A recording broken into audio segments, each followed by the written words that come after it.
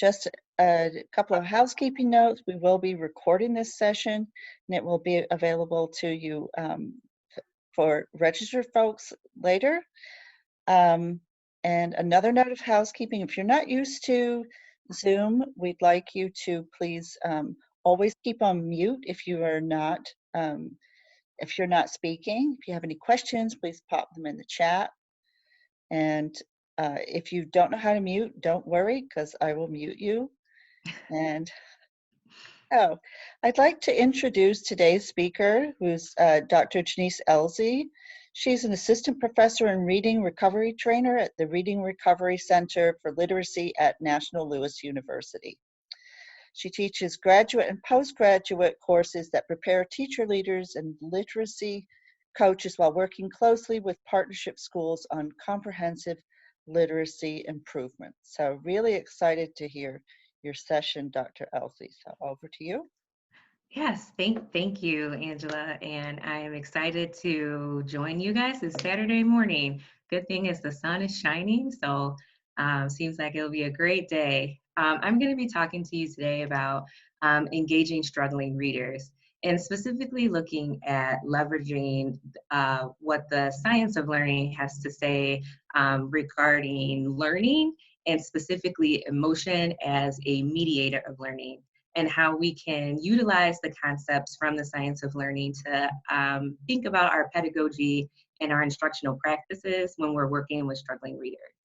And so these are the learning sciences cross-cutting themes. And like I said, we're going to be specifically talking about learner variation, and then that point C, which is emotion as a mediator of learning. And so not only will we be focusing on emotion as a mediator of learning, but we're gonna dip into how emotion is also a mediator of reading self-efficacy and also reading self-concept. And I'm gonna specifically talk more about those things. And then we'll spend a good bulk of the presentation going over some things that we should keep in mind when we're working with struggling readers, and how to purposefully engage them around the conceptual knowledge that we're going to talk about with emotion. It says at both the primary and intermediate grade levels, and I won't specifically, I guess, talk about like this is what you do at primary levels and this is what you do at intermediate levels, but it's more around engaging struggling readers overall. And then when I'm talking about certain things, I'll give specific examples. Like, so if we're working with a student at the acquisition phase of literacy at the primary level, you might say these things.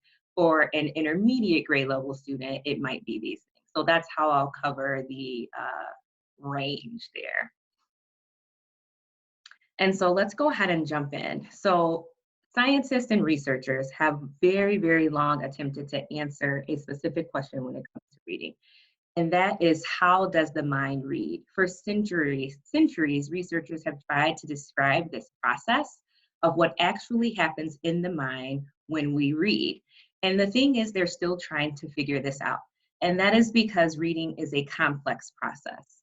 What we do know from the research is that reading, the act of reading, draws on several mental processes at the same time. And so it's very complex. And because we're not born with the innate ability to read, in fact, speaking in terms of human evolution, reading is still pretty new. Like, it's only about 6,000 years old. And so what we know then, because of that, is that reading, the mental processes that we use for reading, those processes we borrow for the act of reading. And so there are several mental processes that all need to come together. Some researchers call them neural network. They need to be networked and linked together in order for the act of reading to happen. And so really, we probably will never be, because of that complex process that happens in the brain, ever really sure exactly what happens. And so why do researchers still, try and persist with answering such a complex question? Well, that is a simple answer. The thing is, it just matters. Reading matters to our culture, our democracy, our economy, and so on and so forth. And for a long time in our country, there has been an overrepresentation amongst students of certain groups that struggle, that continue to struggle to attain literacy. In fact, I thought this quote recently by an attorney that represented some teachers in a lawsuit in California was pretty accurate into what we're talking about today with engaging students. What he says here is that the right to read is not just the cornerstone of education, it is the cornerstone of our democracy. And without it, we continue to build a future on the illusion that the haves compete on the same terms with the have-nots. And so it's really important that researchers persist and that we know that even though we know that our account of what actually happens in the mind will probably forever be incomplete, but we get closer and closer to better revising and revamping these descriptions. And so since reading is a skill that must be learned, there are several important concepts from the science of learning, especially when we're talking about emotion, that's foundational to understanding how we can better engage and support struggling readers. So my focus here today is going to be on the role of emotion. And so there are two things that we know for sure from the science of learning. And that is that there is a profound relationship between emotions and cognition. Neurobiologist Imordino Yang says it's literally impossible that we cannot build memories, we cannot engage in complex thought, we cannot even make meaningful decisions without emotions. Just biologically, how our brains are developed, that's how it works. And so not only is there a relationship there, emotions are vital to learning. She goes on to say that it's not just that they are vital in connecting with learning, it's the shelf, you see. And so if we're going to have cognition, then that shelf that supports the cognition are our emotions. And without them, our cognition, it just has less support.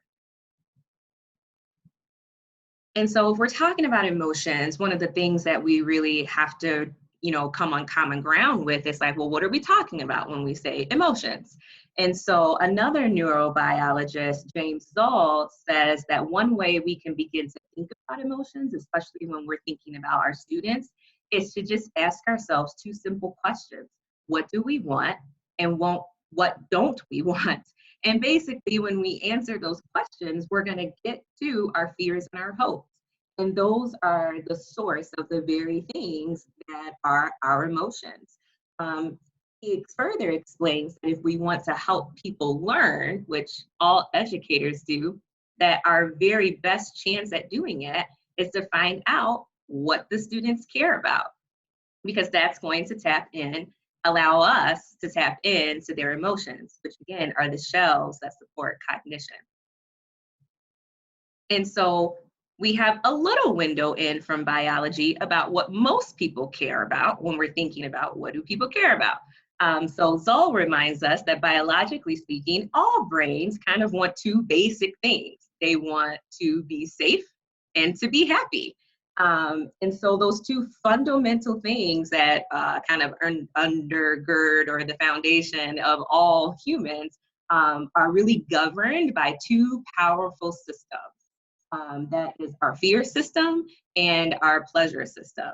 And those things are running in us, at work in us, I should say, all the time. The thing is, our fear system, when it's activated or engaged, I think everyone knows this, you are prone to run, to fight, to hide, or to freeze.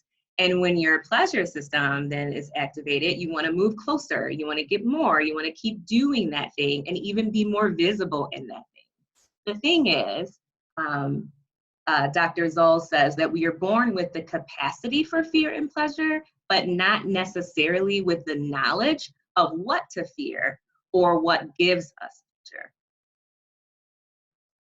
And so what does all that have to do with learning? Well, I think the tie there is very simple, in that our brains enjoy learning. The real learning, that learning is fun, that thing that really, that makes us feel like, yeah, we're in control of this and we did something, that is activated by our pleasure system. But Zoe reminds us that we can't force people to learn.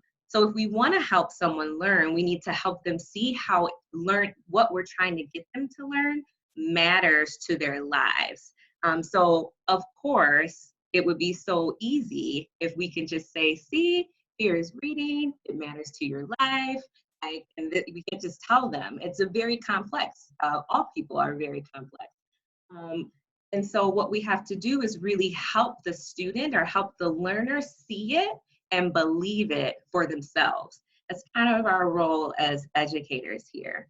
And so even though it's complex and difficult, especially as we think about all the things that our students come to school, 6 years of having a whole history before they see us, there's a lot there to unpack, but it's absolutely worth it, because the learning that is useful and transferable, that learning that leads to that intrinsic motivation, that's the learning that activates our pleasure system. And that's the learning that we want to make sure that we foster in our classrooms. But as you may have guessed, not only can learning activate our pleasure system and those experiences there, it can also activate our fear system. Again, we are not born with the knowledge of what to fear and what gives us pleasure. And so if emotion can be connected, that cognitive skill to that pleasure system, then learning will be enhanced. Again, we're talking about that shelf that supports.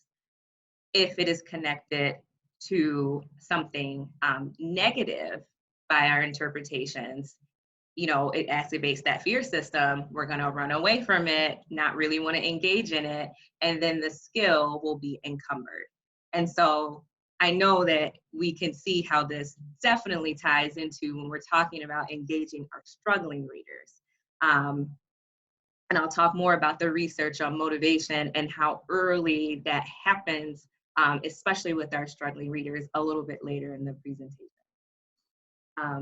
And so on to reading, there's something called the Matthew effect that really substantiates what we're just talking about with the science of learning and all of those things. The research on the Matthew effect, it's kind of substantiated by this quote by Oprah. We all know Oprah's book club, so she is still a lifelong reader. And here she talks about how books were her personal access to her personal freedom.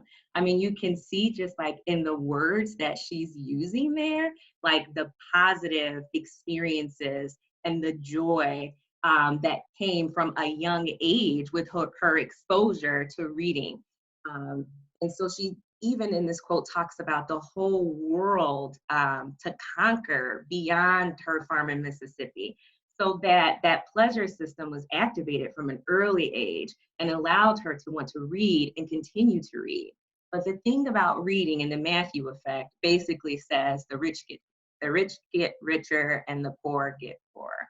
And so Oprah and lots of kids that come to us with these positive experiences with reading enjoy reading. So they have a positive attitude about it. It activates that pleasure system. And so they read more. But the thing about reading is that the more you read, like any skill, the better you get at it. But it's not just about getting better at the skill, it's about getting better at the networked abilities that, again, that mental processes that have to all come together.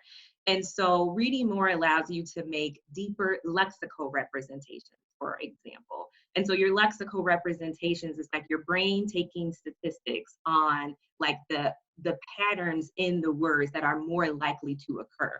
The more you read, the more your brain is able to do that. So then the less you have to spend on decoding, for example. The more you read, the more vocabulary that you are exposed to. So the deeper, and not only deep vocabulary, but your breadth of vocabulary, which research shows is essential when we're talking about comprehension in reading. The more you read, the more background knowledge that you're able to accumulate. And so all of these things, those three things right there, are just essential for building those networks. and they don't happen unless you read more.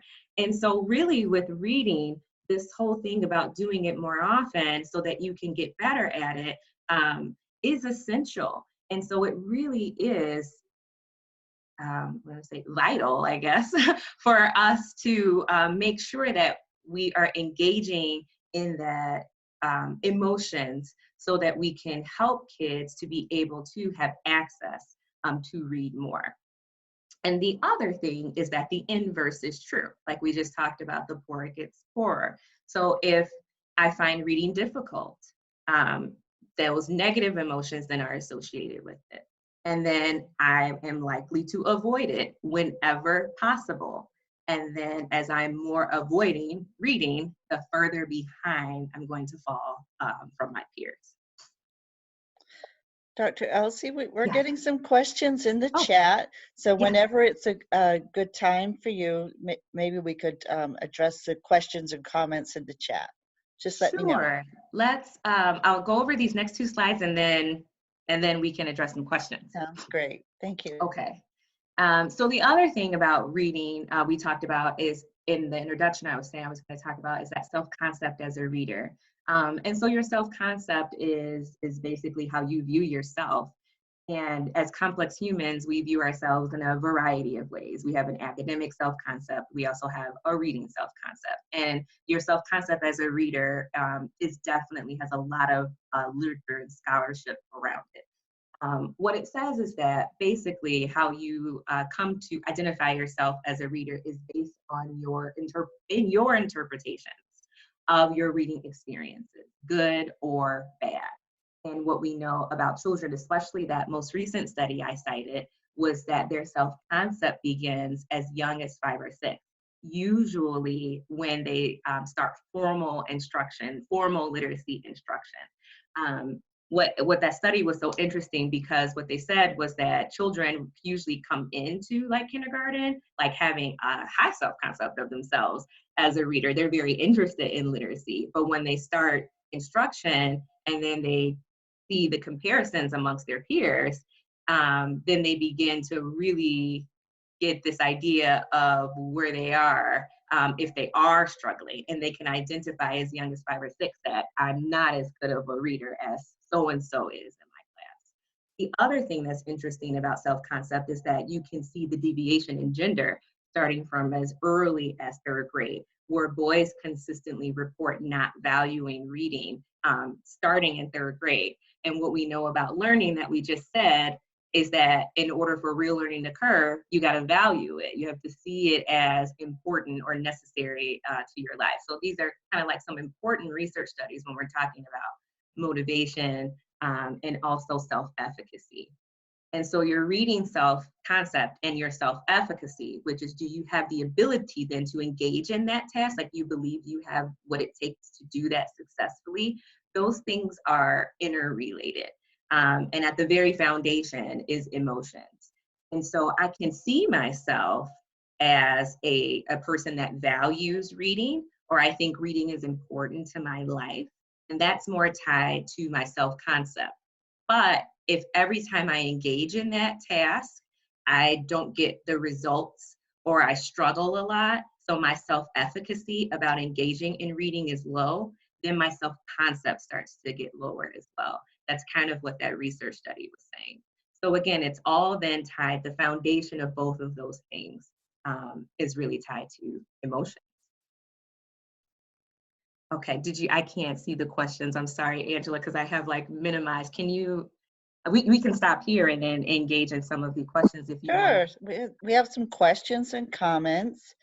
The first one is from, it was from Vito, who said that as a chemist, I was in an accident where I lost my ability to read and write for 6 months. The accident involved an intense detonation. The sound was so intense it rattled my brain. I wonder if recent brain research can shed some light on this. I'm not sure about, I know the brain research is just coming out with more and more and more as our technology and abilities to be able to access some of these things is And coming along. envision I it. know that brain research recently on like neuroplasticity, for example, talks about how there are different shortcuts that can be re-networked or kind of like relearned, or so that if there was one area that was lost, for example, your brain can then relearn through a different area how to still engage in that task. And I know that that research has been really supported by stroke victims. I Yes. saw a TED talk recently about So that, stroke victims and like learning new cognitive skills that are complex. They'll draw on multiple mental processes.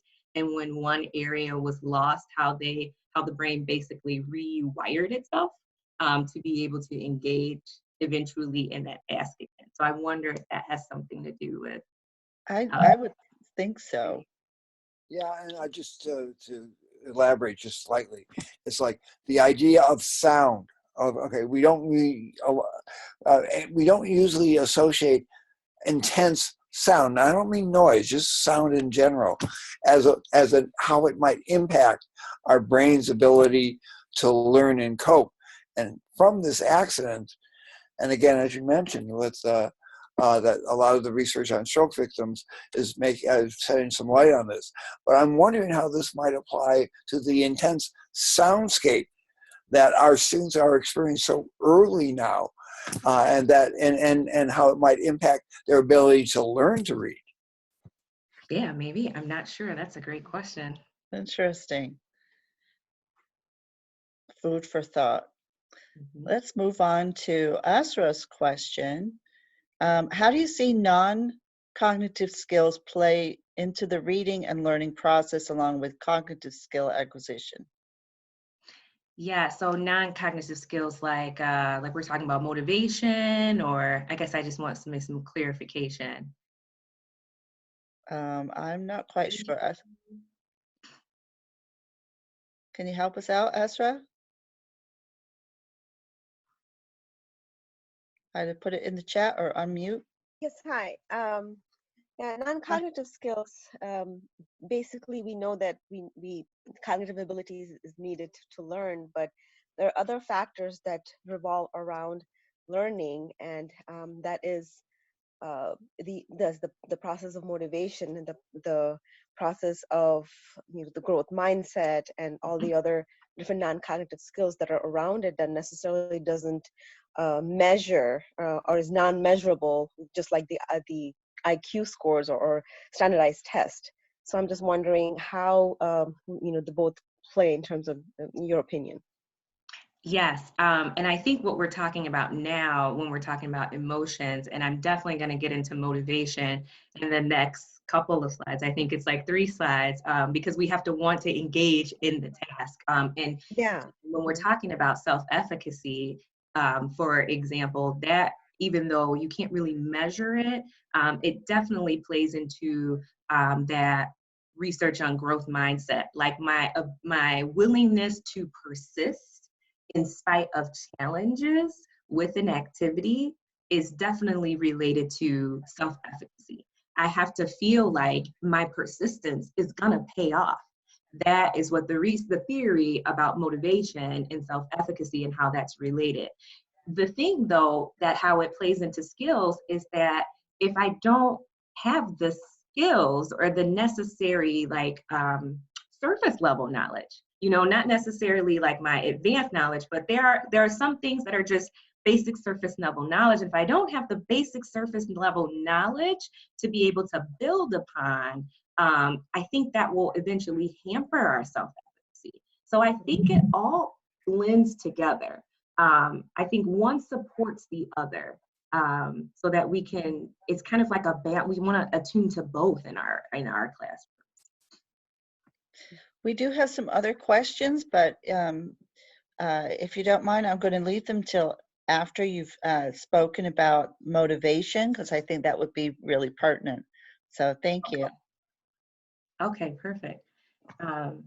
Yes, and so I'll go into one more slide that kind of then talks about that. Okay, so now that we have some basics here, as we're talking about emotions as that mediator for learning, we can tap onto that or use that conceptual understanding there to help us engage struggling readers. So one of the things we know about emotions from learning science and from neurobiologists is that how we feel about something can be changed.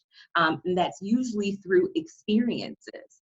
And so it is complex, maybe, especially if, like I said, we have kids coming to us with a myriad of experiences, but we can help to try to structure our environment to kind of support that positive experience so that we can tap into and use that as a way to support learning and motivation and engagement, especially with our struggling readers. So though it may be difficult, I definitely think it's doable. So we'll talk about next, here's some ways that we can do that. So the one thing that is really essential is that we have to have kids in continuous text. As demonstrated by the research on the Matthew effect, it seems to me the first task would be is to getting kids actually into text, in actually reading. This is pertinent at the primary level and the intermediate level. My experiences at the primary level, as stated here by this quote by Reggie Routman, is that sometimes when kids are at that acquisition phase, we, and especially if they're at the acquisition phase and then labeled as struggling readers, we immerse them in a lot of activities around reading or that support reading. So things like quick letter ID or sound symbol relationships or different phonics patterns and things like that. And although those things are super important, they are very important to the actual concept of reading. What Mari Clay reminds us is that the neural network systems or those many mental processes that become linked together for the act of reading can only be linked together when we actually read. And so those things that support reading are very important, but we have to have kids in text in order for those networks to come together. And so I like to think of it as like, what are those skills in service of? Those isolated items are super important, but they're not useful just by themselves. We have to get good at them so that we can read and write.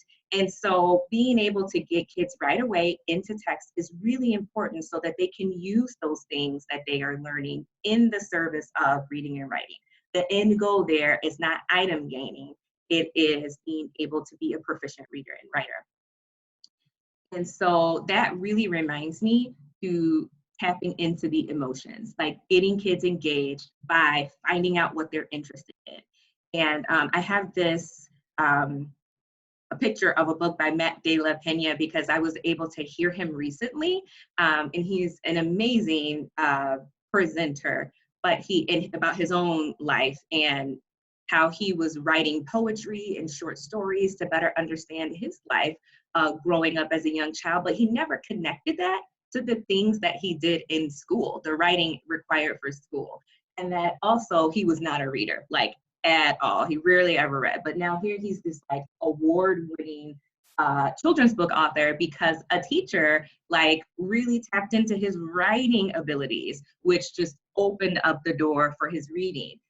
She was able to see how what he was writing like helped him connect that to value the actual act of reading. And he's also like, if you follow him on social media, he posts about books all the time. He talks about this story about a middle school student because this was one of his first books that he wrote, because he said the only reason why he went to college was because he got a basketball scholarship.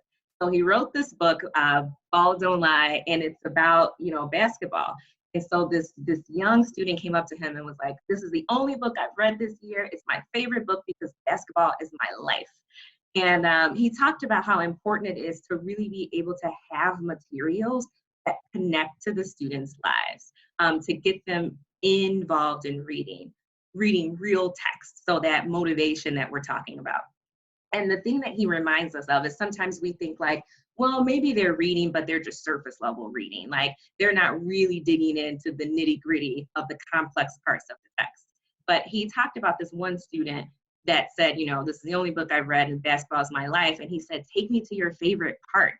And he opened it up to like the part that was the plot twist and had like the character, and he had faced a moral decision. And so he just reminded us that even though we think like, yeah, I don't know, maybe they're just surface level reading, like the students that struggle don't miss the important parts when it's something that they really care about. And that really taps back into what we were just talking about with seeing the value in their lives, to be able to connect it to something that's important for them. And that is the shelf that supports cognition.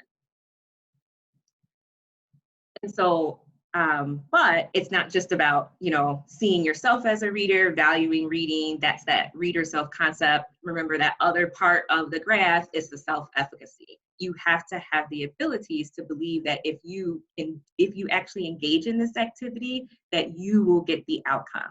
And that is substantiated by this theory of motivation called the expectancy value theory. And basically what the expectancy value theory says is that what motivates us to keep doing something and to engage in that activity over and over again is, one, we have to see it as valuable, which we just talked about. But two, we also have to expect that we're actually going to get the outcome that we want to happen if we keep engaging in this activity. And so motivation, the motivation to keep choosing an activity over and over again, in spite of like challenging circumstances, or like persists with it, is that there has to be some degree there that we believe that our good effort is going to lead to a good performance. And so we absolutely have to engage in both in our instruction. We have to get kids interested, tap into their emotions, find out what they care about, but we also, with our struggling readers, need to help them fill in those gaps there that they're coming with to school with us, so that they can have the necessary skills and capabilities to be able to use those in order to build their self-efficacy. So I believe that that starts with a comprehensive literacy assessment. In Reading Recovery, we use the observation survey of early literacy achievement. And I want to say a comprehensive assessment is so important because it will not only just test the isolated bits of information, like your letter knowledge, your high frequency word knowledge, your vocabulary knowledge, your word knowledge, things like that, your phonics knowledge, but also, so it tests that, and the integrated process of reading and writing. Because it's really important as teachers that are especially engaging with students that are struggling readers, that we actually observe them in the process of reading, so that we can see how they are using those isolated bits of information. Mari Clay reminds us that if we can actually do this, it is of our advantage, because we can maximize opportunities for these kids. We can maximize the advantage of knowing what they have and also know how they're using it. And so we absolutely have to have a comprehensive assessment that allows us as educators to be able to see how the students are putting the isolated bits together. And that starts with, after we're analyzing our assessment, looking for strengths. I absolutely love this quote by Mari Clay, because I think it reminds us that emotions are at the core of all learning, because it's a natural process for me too. If I'm trying to solve a problem, so be it like decoding a new word in my text is a problem-solving process. I have to solve that problem. Or a problem like putting a table together. I'm not gonna go to the thing that I know the least about first in order to help me do that. I'm not gonna do the thing that I find the hardest to be able to help me to accomplish that problem-solving task. I'm gonna go to the thing I find easiest. So if we're watching kids engage in the how, we can see what they're using that's within their control. Because when they come to words that they don't know, or when they're trying to problem solve some type of plot twist or interpretation of a text that's happening, they're going to grab first to the closest thing that's within their control. And that will really allow us a window into how they are problem solving in the task of real reading and writing. But I want to emphasize that we're just going to start there. We're not going to not ever address those things. But if we can see the strengths, if we can attune our eye to the strengths, and maybe look for ways that what they're using, there might just be some positives in that, but just a little bit confusions, then we can use their positives and their strengths to capitalize and enable us to help them do the things that they find difficult. So we're not just gonna leave those alone, we're just starting with the strengths. And think about what we said about positive emotions, engaging the pleasure system. It's gonna behoove us to start with the strengths. And so when we start with the strengths, we set up the condition for success. We're after positive emotions here. We're after an experience that kids can feel successful in. And then we're after interest as well as that mastery of things they need to know so that we can tap into their self-efficacy.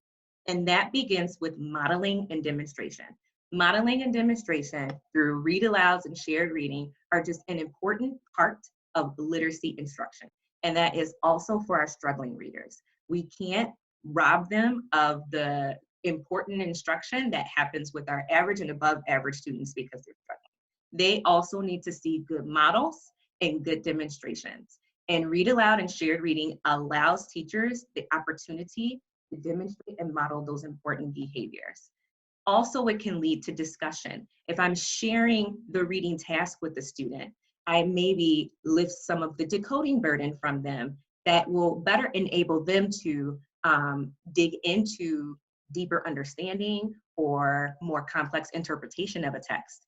And if I don't do that, I kind of limit their abilities to be able to dig into that. So the other thing that we can do to set the condition for success is revisit text. There's nothing wrong with familiar reading. And in fact, in our reading recovery lesson series, every single lesson, every single one starts with familiar reading. And we do this because of two things. It encourages confidence and a feeling of control. So if we're gonna start our lesson saying, we're gonna revisit something, and I wanna emphasize that it's not memorized, but familiar. Because it's just the familiar and you feel like you got this and you're in control, that you have the skills to do this, think about emotions there and think about that self-concept again. And then that's where we can do some real teaching because you're primed to learn at that point.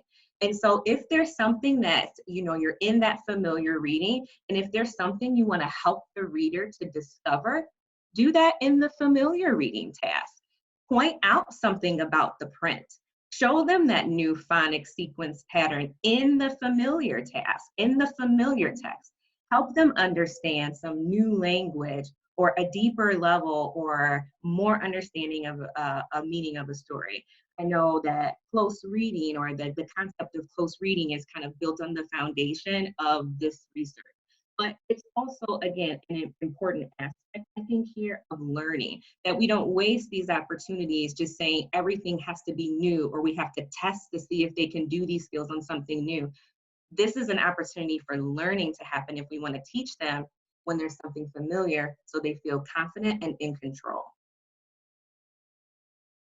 The other thing that's important when we're engaging our struggling readers is that not only do we attune to what's almost right in an error, like what's almost right about that, is that we help students attune themselves to what's almost right about their errors.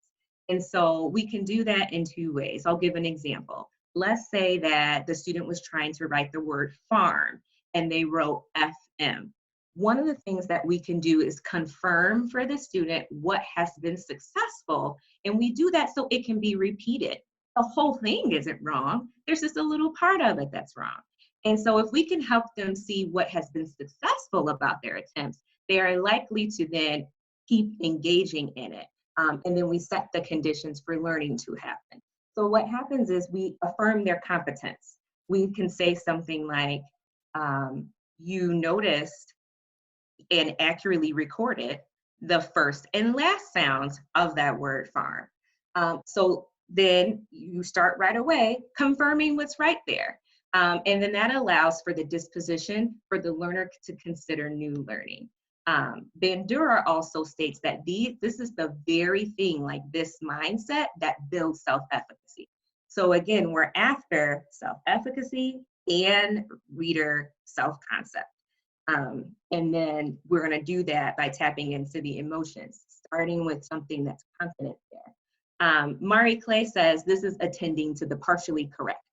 And in reading recovery, some language we use to do that is we say, it was good the way you blank, and did you notice blank? So I might say something in that example, might say, it was good the way you heard and recorded the first and the last sound. But did you notice some other sounds? I'm gonna say it slow, that's that modeling and demonstration, and you tell me if you hear something else. Farm. And so now I've ripened them to be able to consider new learning by attending to what's almost right about their response. And the last thing that I wanted to kind of go over before we get to some questions in the end was about strategic action. And I wanted to point this out because it's something that we say in reading recovery a lot. And it's not that different from when we're talking about strategies in general, like the strategy that one takes to problem solve something, like what are the strategies they use. But the reason why we call it strategic action is because we're not just teaching students strategies, we want to set them up to actually use the strategies, like to act strategically. And that's what we're after, is for the students to be able to do that. And we're going to do that by setting them up for independent problem solving. When we are really tapped into their strengths and we know kind of exactly where they're almost there or what's almost wrong, then we can really set the conditions and set the environment for them to be able to problem solve themselves. So think about how important that is on your motivation, like we talked about. I can do this. I have the skills to do this. So when you set them up for that successful independent problem solving, you might ask them, how did you figure that out? And that is a key question for two things. One, it lets them know that they can accomplish something by acting strategically, like they actually did something that worked. And then they are in the position to narrate about themselves how they were successful. So think about again how all that is the foundation of emotions. If I put the student in position to be able to tell me this is what I did to help myself, then they think not only can they do things to help themselves, but they are the kind of people that do things to help themselves. And so that gets right back to that self-efficacy that we were talking about, that if I engage in some strategic action here, that I will be able to persist in my problem solving. And so I think a lot of times what we do is when we look at assessments and we find out what's missing from the students, then we want to fill in the gaps. So we give them like almost like a Swiss cheese model. We want to fill in all the holes of all the things that they're missing. And so we bombard them with instruction on the things that they're not doing very well at in the first place. And then we rob them of the opportunities to be strategic by harping on their strengths. And so if we just flipped how we're utilizing our assessment, not that we don't give them, but that we look for strengths in them, and then we focus on the strengths, and we think about what's almost right about what the students are doing, then we can set them up to be successful. So it's not like we're not getting to the holes, we're not filling them in, we're just going about it in a different way. We're starting with the positive so that then cognition can happen. Goes back to that emotion as the mediator for learning. So I want to do one caution though, when we're talking about at the acquisition phase. And so we don't want to overuse this, how did you figure that out? Because a lot of the strategic activity that happens, especially in the complex process of reading, operates underneath our conscious awareness. So lots of times, like if you ask a student, like, how'd you figure out that word? They might say, I don't know. But that's actually a good thing that they don't know, because that means that some of their like phonetic understandings and decoding abilities and their integrated problem solving is becoming so automatic now that they're not really sure what they're doing. Think about it like when you're driving, which is also a complex process. Sometimes, like, are you really aware of all the things that's going on around you while you're driving, like your gas, where your feet are, and the noise, and your mirrors, and all the cars that are around you, and where you're going. A lot of those things operate underneath our conscious awareness. They become so automatic and integrated in us through practice and driving over and over and over again that they start to just happen. Those networks are so linked together that it happens without our conscious awareness. And a lot of the decoding things that need to happen for kids, it needs to get there so that their lexical representations and how they figure out words automatically happens without their conscious attention, so that they have room to give their conscious attention to things like author's craft, inferential language, plot twists, fast forward sequences, and things like that. And so in conclusion, it was my intention to kind of provide you with, again, a little bit of things that we can do to engage our struggling readers, really capitalizing on what the science of learning says about emotion as a mediator. In one thing that we need to remember is that, emotions, thinking, and learning, they're all connected. And not only are they connected, but they really are the platform. They're the shelf that supports the cognition and learning. And so we don't just want to tap into our interests, tap into our emotions. Again, that reader self concept is very important, but we want to utilize our emotions to also help students learn so that they can build their self-efficacy.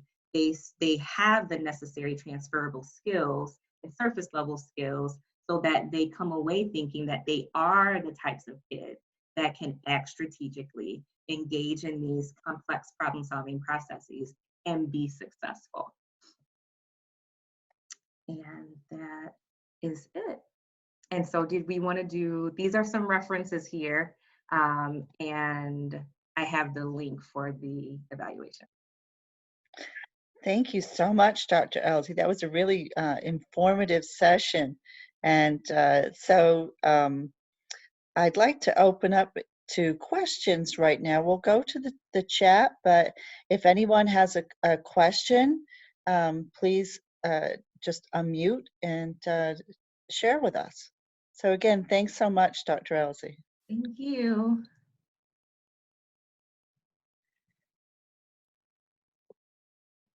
So let's see. Some of the questions from before, which we may have addressed. If a child is in a negative emotion state, the question is how to transfer it to activate pleasure in reading. Mm-hmm. We talked about that a little bit. Yeah, like setting them up for success, looking for those strengths, what's almost right about what they're doing, and showing them how they had a lot or what was almost right about getting in that frame of mind. And what about kids with emotional disabilities? K2, and Melissa said, a lot of times reading is the last thing they care about. That's right. And it's hard because they have so many other things, vying for their attention nowadays, with lots of the instant gratification and feedback kind of things, with screens. But the other thing is to really try to find out what they do care about in their lives. So I just want to get back to Matt De La Pena. He probably would have been one of the kids that teachers said reading is the last thing he cared about. But what they didn't know that he was doing in his personal life at home was writing poetry, yes, short stories, and all these other things. And so if we just really, I know in this robust assessment culture that we have in education right now, there's not a lot of time to really dig in and get to know what's happening with the kids' lives outside of school. Like, what are they doing? What are they engaging in? And somehow helping them to see some connections there. We have to be the bridge there for them. I always like to say Maslow before Bloom's. Yeah. So fulfilling the feeling of safety and make sure they're not hungry, and making sure that they feel safe. Okay. Yep. Another question you mentioned, there's a gender difference in reading. Are there different strategies, and is there research? There's lots of research on how to get boys more engaged in reading. That research is really robust. It's not my own personal area of expertise, but I do know a couple of people. Off the top of my head, I can think of one, Alfred Tatum. I know that he's a professor at UIC, and he has his whole research agenda, I think for a long time, has been about African-American boys and reading and trying to fill in that gap, because the research is pretty clear that gender difference persists. It does not get better as the kids get older. And so I know that his research has really, for a long time, tried to tap into ways that some strategies that we can do, or some practical things that we can do as educators to try to help that. I think you mentioned something that's really important, is that look for kids' interests, and also to use materials to which they can relate, that they can see themselves in. It's really important. Another question. Is there a difference between being able to read orally and being able to read for meaning? I think you mean like That's a silent question. reading comprehension. I know there is research on like the difference between like when I'm reading out loud orally and what happens and the comprehension that happens when I'm reading silently. I will say this, that a lot of times our struggling readers have to read orally more often than kids that don't struggle. And what the research says, what happens is that because they have to read out loud more often, because they're labeled as struggling readers, they have a person right there that interrupts their reading more often and corrects them more often. What they found out was that when they ask above average and average readers, especially when they get older, I'm talking about like third, fourth grade and above now, when they ask those readers to read out loud, that they make kind of some similar mistakes, but they're given the opportunity to correct them for themselves. So think about that self-efficacy piece, because they are left more often to be doing those types of things by themselves. So they have the opportunity to build their own self-efficacy. That's some interesting research. I know Richard Allington has a lot about that. If whoever answered that question wants to dig into more about that research, I think some of that stuff is pretty interesting.